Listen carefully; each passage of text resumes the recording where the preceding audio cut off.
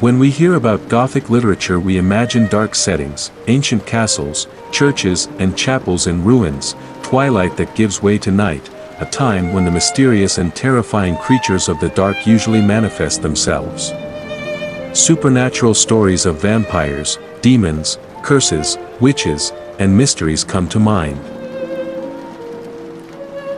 The Gothic name encompasses a literary genre that emerged in England at the end of the 18th century, although it has its antecedents in Germany. It was an expression of response to the dominant thought of the Enlightenment, of a more rationalist nature and that appealed to common sense. On the other hand, like all kinds of romantic affiliation, the Gothic style placed more emphasis on feelings, and particularly on exaggeration, chaos, and even the pagan. It was, so to speak, the darkness that threatened the light of reason, the supernatural, that which was beyond understanding and logic. The unknown evokes mystery, fear, terror, but also passion, and a strong attraction. The term Gothic comes from the Germanic tribes, the Goths, who invaded and plundered the Roman Empire. At the beginning of the 18th century, it was a pejorative word, synonymous with rude, barbaric, and in bad taste. The Gothic novel is a confrontation between two opposing forces, light and darkness. It presents us with one or more mysteries, which its melancholic characters will discover as the plot unfolds. Although, in fact, there is always something unknown, details that remain in the dark, and that leave the reader restless. The work The Castle of Otranto is considered to be the forerunner of this genre, written in 1764, by Horace Walpole. It is a story that takes place in medieval Italy, about a tyrant whose family lies cursed after a member of it usurped the castle from its true owners. The tyrant's plans will be magically thwarted, and a series of mysterious and supernatural events will occur. As a curious fact, it should be noted that the novel was initially published as an Italian text from the 16th century, perhaps to give it a touch of realism and mystery. But, on the other hand, it is logical to think that it was the fear of ridicule that moved him to hide his authorship in principle. And he had his reasons for doing so, because in the midst of the century of reason, under the domination of thinkers such as Hobbes, Leibniz, or Locke, and with Rousseau, Diderot, and Voltaire alive, writing a novel that spoke of magic and claimed it, and furthermore, embraced the irrational and the supernatural, it was obviously a risk. Gothic has been criticized for its excess, and for its intention to escape from reality.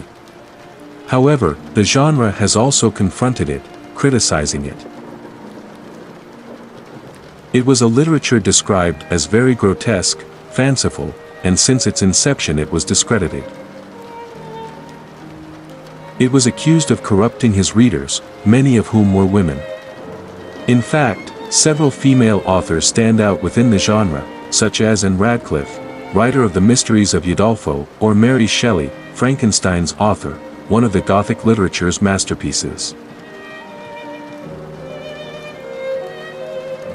Although this genre was already transgressive, thanks to its grotesque stories about rapes, horrible murders, incest, and even mysteries and superstitions of pagan origins described in its lyrics. Searching in them we can find some works that went even further, that delved deeper into the thought of the time, and we find stories that delve into sexual relations between people of the same sex, anti-Semitic references, anti-Catholicism, and taboos of the time. Let's look at some examples. One of the themes that some of these works focused on, albeit discreetly in most of them, was sexuality. Today we know about the different sexual orientations of some of the most notable authors of this genre, such as Horace Walpole, William Beckford, and Oscar Wilde, among others. Vampires, for example, are often recurrent in Gothic horror stories. And their figure has been used by different authors to delve into passionate relationships between people of the same sex. Vampires were human-like beings who had to hide their true nature to avoid rejection and persecution.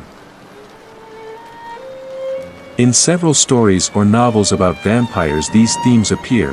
For example, erotic content of lesbian nature can be observed in several stories or novels of vampire women, such as Christabel, written in 1797 by Samuel Taylor, where the protagonist is seduced by a female vampire. And this characteristic attributed to vampires reaches its highest point in Carmilla, by Joseph Sheridan Le Fanu, in 1872, and which is one of the forerunners of the genre, and which laid the foundations for many of the characteristics attributed to vampires. In this short novel, the figure of the vampire takes on a totally seductive and predatory essence towards her victim. It is only enough to read some of its paragraphs to realize it.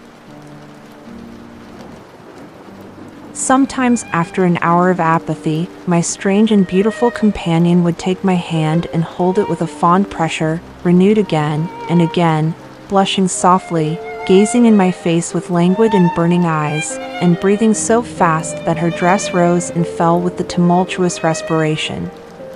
It was like the ardor of a lover. It embarrassed me, it was hateful and yet overpowering, and with gloating eyes she drew me to her, and her hot lips traveled along my cheek in kisses, and she would whisper, almost in sobs, "You are mine, you shall be mine, you and I are one forever."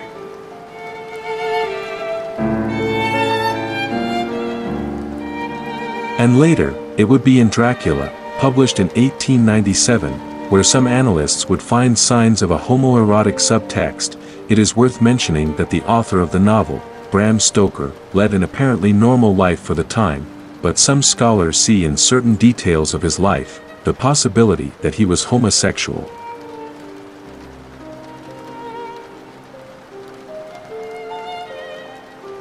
Another theme that we can find in some works of this genre is anti-Catholicism. Mainly by Protestant authors, these works focused on priestly ambition and corruption, cases of sexual deviation occurring within convents, and other abuses. Rumors about the Spanish Inquisition, torture and sadism in the Middle Ages were also among their topics. One of the novels in which we can appreciate this is In the Monk, by Matthew Gregory Lewis, who wrote it before his 20th birthday and it took him only 10 weeks to finish it. This work was one of the first in Gothic literature and is also one of the most transgressive. Set in Spain, in its pages it shows us the figure of an evil priest, named Ambrosio, who is frustrated and is a slave to lust. In the book we also find pacts with the devil, rape and incest among other topics. It is worth mentioning that the author, when he wrote the work, was just a young British man surrounded by an anti-Catholic environment and a rivalry between the British Empire and the Spanish Empire. So far, we've taken a brief look at Gothic literature, and we've even delved a bit into the subtexts of some of the works in this genre. However, there is still a lot to talk about, and I hope to be able to do so in future videos. But first I would like to recommend some Gothic novels or short stories to those who want to get into this genre and are not sure where to start. It should be clarified before that most Gothic works are easy to read, so there is a wide catalog to choose from. Obviously, any of the works mentioned so far in the video is more than recommended. So here are some of my recommendations.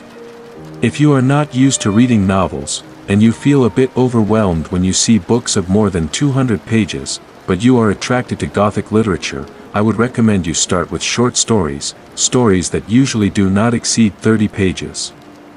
Especially those of Joseph Sheridan Le Fanu, an Irish author whose stories have great intensity, and who specializes in building atmospheres and settings around his works. I advise you to read Schocken the Painter, a short story that tells the gloomy, mysterious story behind one of the painter's paintings, whose works draw attention to the use of lighting and light effects. The story also contains the story of a love that could not be. Another short story that I definitely recommend is The Vampire, by John William Polidori.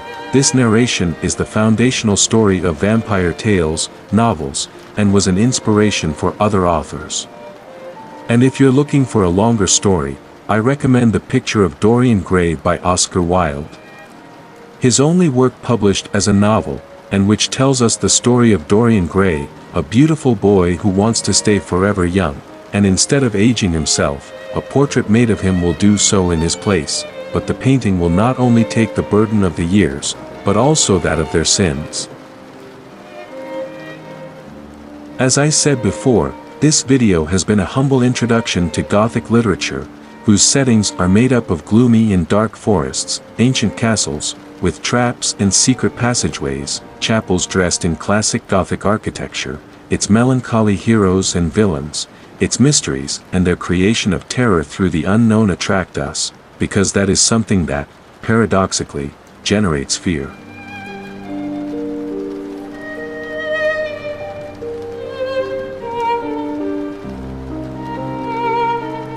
In future videos I will continue to address the topic and try to explain some aspects in more depth. Follow me to be up to date.